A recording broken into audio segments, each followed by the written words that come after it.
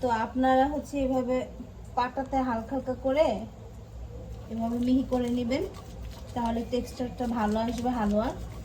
আর অবশ্যই আপনারা হচ্ছে মনে রাখবেন যে বেশি যাতে এমন পানি দিয়ে এক্সট্রাভাবে করবেন না, পানি লাগবে না, এটাতে যথেষ্ট হালকা হালকা পানি আছে, ওটা দিয়ে হয়ে যাবে।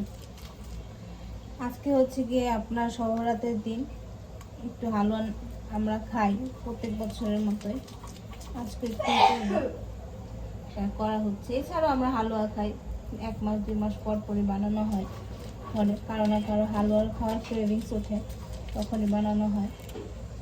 আজকে সকালে উঠে কখন উঠলাম, হ্যাঁ ঘুমিয়েছি হচ্ছে 5:30টায়, নামাজ টামাজ পড়ে 5:30টায় ঘুমিয়েছি, উঠেছি 9টায়।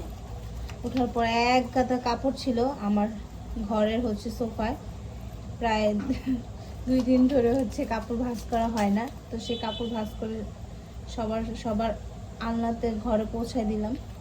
দেন হচ্ছে গিয়ে নিজের ল্যাপটপের নিজের পড়ার টেবিলটা খুব অগোছালো ছিল, সেটা গুছিয়ে নিলাম। পুরো ঘরটা গুছিয়ে এখন হচ্ছে এই যে এসেছি হালুয়া বানাতে। তো এই আজকে হচ্ছে হালুয়া বানাবো, একটু পর হচ্ছে মনে হচ্ছে আজান দিবে, দুপুরের জোহরের আজান দিবে, তো তখন আবার রেখে নামাজ পড়তে যাবো, এসে আবার বাকি কাজ করবো। আমার পাশে ইমন বসে আছে, সে তো আজকে রোজা রাখেনি, আমি আজকে রোজা রেখে আপনাদের জন্য ব্লগ করছি। আসলে ব্লগ আপনাদের জন্য করছি এটা বললে ভুল হবে, আমি নিজের জন্য ব্লগ করি, আমার ভালো লাগে করতে, যদি আমি অত ভালো পারি না ব্লগ করতে।